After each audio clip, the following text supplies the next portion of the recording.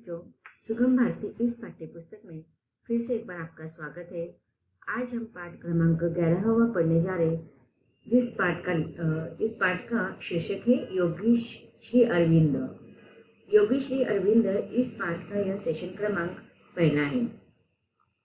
बच्चों, इस पाठ में हम स्वतंत्रता सेनानी, योगी और महान दार्शनिक योगी श्री अरविंद इनके जीवन परिचय के बारे में जानकारी हासिल करने वाले हैं। चलिए बच्चों, सब लोग पाठ्य पुस्तक निकालेंगे। पाठ्य पुस्तक के द्वारा इस पाठ को हम विस्तार से पढ़ेंगे और समझेंगे। तो बच्चों, यह है आपका पाठ योगी श्री अरविंद, पाठ क्रमांक 11। इस पाठ के लेखक हैं आर जे मौर्य।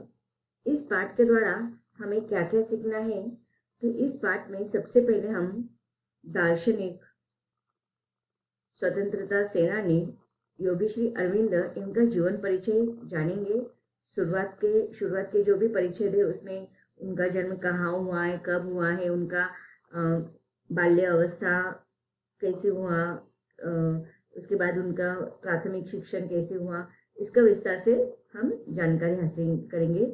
उसके बाद योगी श्री अरविंद का राष्ट्र के लिए योगदान हम पढ़ेंगे। उसके बाद जीवनी विधा से परिचय। साहित्य की जो अलग अलग विधाएं होते हैं उसमें जीवन वृत्तांत या जीवनी या साहित्य की एक विधा है जिसमें किसी भी एक व्यक्ति विशेष की पूर्ण रूप से जानकारी हमें दी जाती है। उनका जीवन वृत्तांत होता है कि जीवन वृत्तांत में या जीवनी में क्या होता है, जिस व्यक्ति के बारे में हम जानकारी हासिल करने वाले हैं, जिस व्यक्ति विशेषकर हम जीवन परिचय देखने वाले होते हैं, जीवनी या जीवन वृत्तांत पढ़ते हैं, उसमें उनका जन्म से लेकर उनकी मृत्यु तक सारी बातें विस्तार से वर्णित या चर्चित होती हैं। उन्होंने क्या क्या कार्य किए हैं, ये सारे विस्तार के साथ हम उस जीवनी में लिखते हैं या पढ़ते हैं। तो इस प्रकार जीवनी इस विधा से आप इस पाठ के द्वारा परिचित होने वाले हैं। जीवनी किस प्रकार से लिखी जाती है यह आपको इस पाठ के द्वारा समझ में आ जाएगा। अब हम पाठ को शुरुआत करते हैं।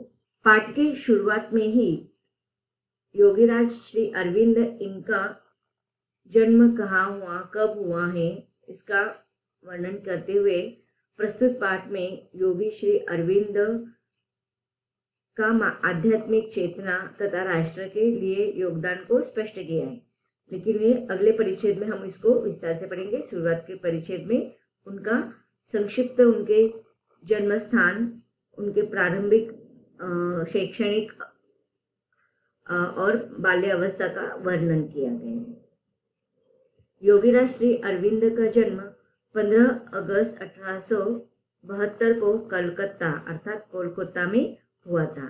इनके पिता श्री कृष्णधवन घोष व्यवसाय से डॉक्टर तथा पश्चिमी विचारधारा के थे। अब देखिए, आपको प्रश्न पूछा जा सकता है कि योगीराज श्री अरविंद इनके पिताजी का नाम क्या है, तो वह उनके पिताजी का नाम श्री कृष्णधन घोष है और वह व्यवसाय से डॉक्टर थे। पेशा उनका चिकित्सक भी हम उसे कहते हैं, डॉक्टर थे वे।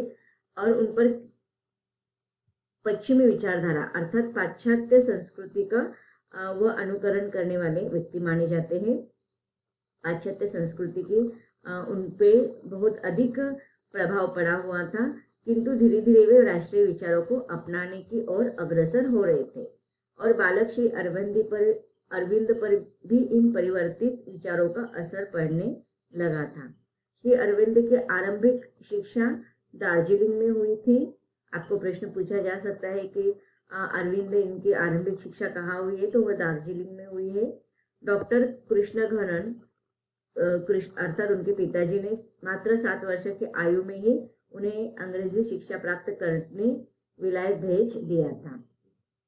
लंदन तथा कैम्ब्रिज विश्वविद्यालय में अध्ययन करने के पश्चात 18 वर्ष की आयु में ही AICS की परीक्षा में बैठे और प्रथम श्रेणी से उसमें पास हुए। तो आपको प्रश्न पूछा जा सकता है कि कौन से परीक्षा में श्री अरविंद जी प्रथम श्रेणी में पास हुए थे, तो उन्होंने ICS की जो परीक्षा दी थी उसमें वो प्रथम श्रेणी में पास हुए थे और उस समय उनका आयु जो थी वह केवल मात्र 18 वर्ष की आयु थी। घुड़सवारी की परीक्षा में अनुपस्थित रहने के कारण ये सरकारी सेवा में आने से वंचित रह गए। श्री अरविंद का इस प्रकार से अंग्रेजी सेवा में न आना अंततः भारत के लिए काफी लाभप्रद साबित हुआ। तो इस प्रकार इस परिच्छेद में श्री अरविंद इनका जन्म कब हुआ है बताया गया है। तो कब हुआ है उनका जन्म 15 अगस्त 1872 को कलकत्ता में हुआ था, अर्थात कोलकाता भी आप लिख सकते हैं या कलकत्ता भी आप इसे लिख सकते हैं। वे 3 भाई थे और तीनों भाइयों में वे सबसे कनिष्ठ माने जाते हैं। इनके पिता कृष्णधन घोष एक प्रसिद्ध चिकित्सक अर्थात डॉक्टर थे। इन्होंने इंग्लैंड में चिकित्सा शास्त्र का अध्ययन किया था उनके पिताजी ने। वे पाश्चात्य संस्कृति को श्रेष्ठ मानते थे और उसी के रंग में रंगे हुए थे। उनकी माता श्रीमती रुवनलाल देवी प्रसिद्ध राष्ट्रवादी राजनारायण बोस की पुत्री थी। अरविंद के पिता ने प्रारंभ से ही यह प्रयास किया कि उनके बच्चों पर भारतीय संस्कृति का प्रभाव न पड़े। वे पश्चिमी विचारधारा के अनुकरण करने वाले थे, अर्थात पश्चिमी संस्कृति के अनुरूप पले और बढ़े। लेकिन बाद में आप लोगों ने पढ़ा है इसमें कि उन्होंने उनके जो पिताजी थे वे बाद में धीरे धीरे राष्ट्रीय अपने भारतीय विचारधाराओं को अपनाने की ओर अग्रसर हो रहे थे। अतः बाल्यावस्था में ही अरविंद को दार्जिलिंग में उनके पिताजी ने भर्ती करवा दिया था। आयरिश ईसाई स्कूल लॉरेटो कॉन्वेंट में उन्हें प्रवेश दिलाया, जहाँ अधिकांशतः अंग्रेजी के बच्चे ही पढ़ा करते थे। जब अरविंद केवल 7 वर्ष के थे तो उनके पिता ने उन्हें दोनों भाइयों सहित इंग्लैंड में श्रीमती ड्रेवेंट के संरक्षण में आचार विचार और शिक्षा ग्रहण करने के लिए छोड़ दिया था। तो इस प्रकार 1885 में अरविंद का प्रवेश लंदन के प्रसिद्ध सेंट पॉल स्कूल में कराया गया था। 5 वर्ष की अल्पावधि में ही उन्होंने पाश्चात्य शास्त्रीय भाषाओं का ज्ञान प्राप्त कर लिया था। साथ ही यूरोप के आधुनिक भाषाओं पर भी उन्होंने बहुत ही अच्छा वर्चस्व स्थापित कर लिया था। इन्होंने 1889 में कैम्ब्रिज के किंग्स कॉलेज में प्रवेश लिया था। यहाँ अध्ययन के दौरान उन्होंने जो एग्जाम उन्होंने दिए थे 18 वर्ष की, वह IAS की एग्जाम थी, जिसमें उन्होंने अच्छे प्रथम श्रेणी में अंक प्राप्त किए थे। वो प्रथम श्रेणी में पास हुए थे और इसी कारण उन्हें बहुत अधिक सम्मान प्राप्त हुआ था। वस्तुतः भारत में सर्वोच्च नौकरशाह होते थे और इसमें प्राय अंग्रेजी सफल हुआ करते थे। इस परीक्षा में अरविंद ने 11वां स्थान प्राप्त कर उल्लेखनीय सफलता प्राप्त की थी। पिता का स्वप्न तो पूरा हो ही रहा था, पर पुत्रों को अंग्रेजी की दास्तां स्वीकार नहीं थी। अर्थात किसे श्री अरविंद योगी अरविंद इनको अंग्रेजी की जो दास्तां उस समय थी वह बिल्कुल भी स्वीकार नहीं थी। अतः वे जानबूझकर घुड़सवार की जो परीक्षा थी उसमें वो अनुपस्थित रहे थे और इस तरह से उन्होंने IAS की नौकरी को स्वेच्छा से त्याग कर दिया था। और इस प्रकार अंग्रेजी सेवा में वो नहीं जाना चाहते थे जानबूझकर, और इसी कारण वह उन्होंने जो फिर बाद में जो भारत के लिए कार्य किया वो भारत के लिए अत्यंत लाभप्रद साबित हुए। अगले परिच्छेद को हम देखते हैं विस्तार के साथ। श्री अरविंद शैशवावस्था से ही विदेश में रहते थे, जिसकी वजह से ही इन्हें कई यूरोपीय भाषा सीखने का मौका मिला। जैसे कि हमने इसके पहले परिच्छेद को समझाते हुए आपको मैंने बताया था कि बचपन से या शैशवावस्था से ही उनके पिताजी पर जो पाश्चात्य संस्कृति के विचारधारा के अनुकरण करते थे, तो वो भी चाहते थे कि उनके बच्चे अधिकतर विदेशी संस्कृति को अपनाएं। तो शैशवावस्था से वो विदेश में रहते थे, इसके कारण उन्हें तरह तरह की यूरोपीय भाषा सीखने का मौका मिला था। ये अंग्रेजी के अतिरिक्त ग्रीक, लैटिन, फ्रेंच भाषाएं भी जानती थे। भारत वापस आकर इन्होंने बंगला और संस्कृत भाषा का भी अध्ययन किया था। तो आपको प्रश्न पूछा जा सकता है कि श्री अरविंद इनको कौन कौन सी भाषाएं आती थी। तो आप लिख सकते हैं कि इन्हें कई यूरोपीय भाषाओं का ज्ञान था। इसके अतिरिक्त ग्रीक, लैटिन, फ्रेंच भाषाएं और बंगला तथा संस्कृत भाषा का भी उन्होंने अध्ययन किया हुआ था।